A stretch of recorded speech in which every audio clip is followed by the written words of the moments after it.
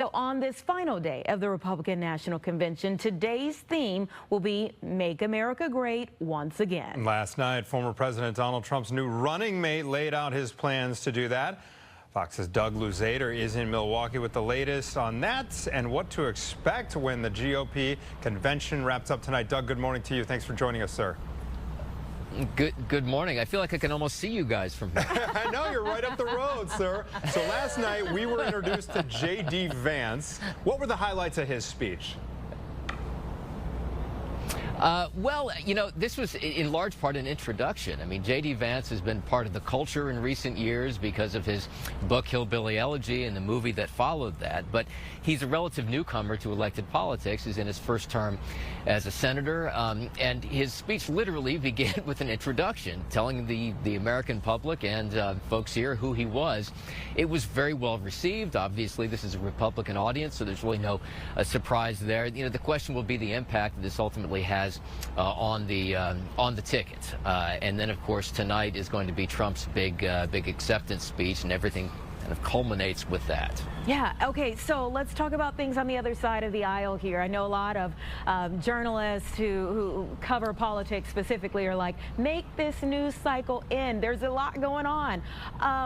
Things rapidly changing. So we've got the president now diagnosed with COVID, and high-profile Democrats like Senate Majority Leader Chuck Schumer and even California's Adam Schiff calling on the president to drop his re-election bid. Still, what do we make of this?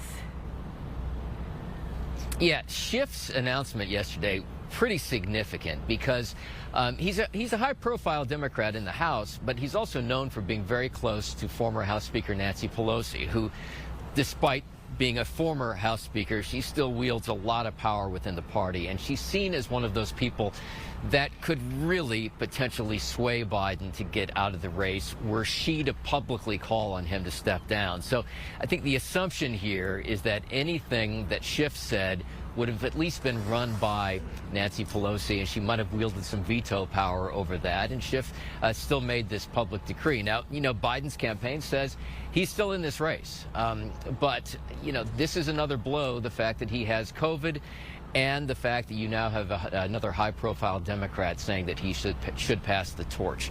We'll see. He has a big decision to make here. Doug, before we let you go, what do you expect out of Donald Trump's speech tonight? Well, look, you know, there's been so much buildup to this. This will be his first public remarks since the assassination attempt on Saturday. I would imagine it's going to be a very well-received speech here among Republicans at this convention. It's probably going to be pretty long as you know, Trump lays out the groundwork for what he hopes will be victory in November. All right, Doug Luzader there in Milwaukee. We appreciate you. You know, you can come on down the road if you want to and join us in studio. I hope you will next month. Thanks. Well, hey, listen, we'll be there soon enough next month, right? Absolutely. We'll talk to you soon.